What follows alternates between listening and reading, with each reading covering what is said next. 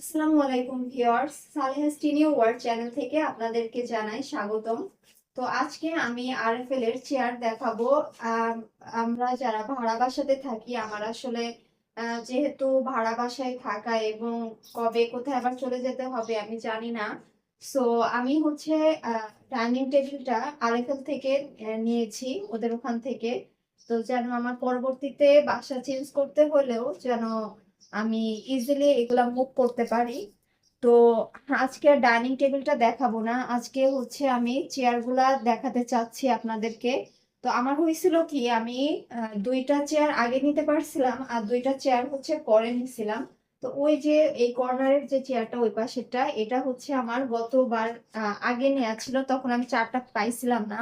তো দেখেন, এটা হচ্ছে পুরোটা আপনার বেত বোনা ডিজাইনের যেটা, এবং অনেক বেশি স্ট্রং এটা।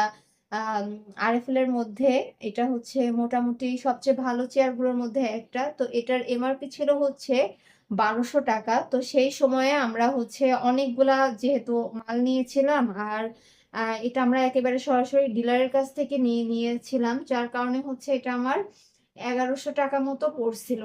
কিন্তু পরে যখন আবার দুইটা চেয়ার আমি নিতে গেছি, তো এই দুইটা চেয়ারের ক্ষেত্রে দেখেন কালারটাও একটু ভিন্ন আসছে। আমার যদিও আগের কালারটাই খুব বেশি পছন্দ, তো এই কালারটা একটু নস্যি কালারের মধ্যে আছে, আগেরটা যেমন একটু ব্রাউন কালারের মধ্যে বেশি ছিল। তো এটাও বেদবোনার ডিজাইন, কিন্তু আমার মনে হচ্ছে স্ট্রং এর দিক থেকে কেমন হবে আমি ঠিক জানি না। তো এটার আবার নতুন করে যেহেতু সবকিছু দ্রব্যমূল্য বাড়ছে, তো এটার এমআরপি দেয়া আছে আবার 1350 টাকা। তো আমরা এটা হচ্ছে 1250 টাকার মধ্যে নিতে পারছি। যাই হোক, আরেকদিন হয়তো টোটাল যে ডাইনিং টেবিল সহ আমাদের চেয়ারে কেমন খরচ পড়ছে আমরা সেটা জানাবো।